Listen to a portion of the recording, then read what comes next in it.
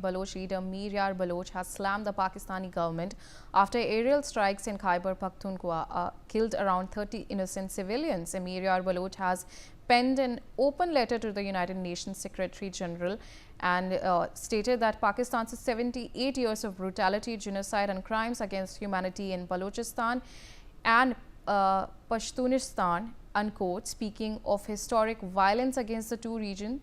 Mir Yar Baloch also spoke of the September 21 strikes in Khyber Pakhtunkhwa, stating, and I quote, on 21 September 2025, Pakistan's Air Force carried out 8 airstrikes on the civilian population in Tirah Valley, Khyber Pass, killing over 30 innocent civilians, including women and children. Pakistan used JF-17 fighter jets armed with LS-6 bombs on civilian homes. Such acts falls absolutely under the parameters of a clear war crime, unquote. The Baloch leader went on to urge that United Nations and the international community to recognize Pakistan's crimes in Balochistan and Pashtunistan as genocide and crimes against humanity, impose sanctions on Pakistan's military and intelligence establishment for sponsoring terrorism and committing atrocities, and support the independence movement and the state of the Republic of Balochistan and Pashtun people. So Aditya, in terms of this statement that has been given by Mir Yar Baloch, what are you getting to know, especially during the time that we have seen that such an incident has come into light?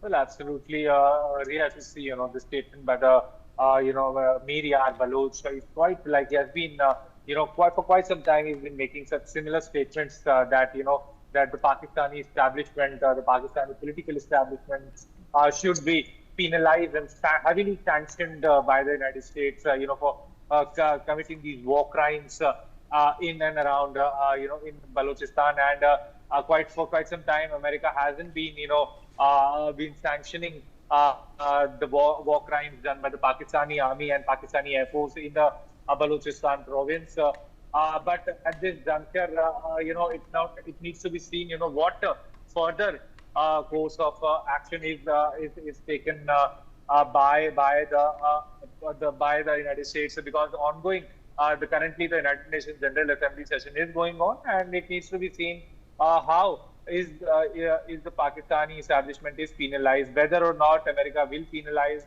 or impose the sanctions on the Pakistani army and air force. Because at this juncture, Trump is in talks with Afghanistan for the Bagram Airways, and for that it needs also some logistical support of the Pakistani establishment. That is why, at this juncture, America is not taking any action against the Pakistani Air Force and the Pakistani army. Yes, Ria.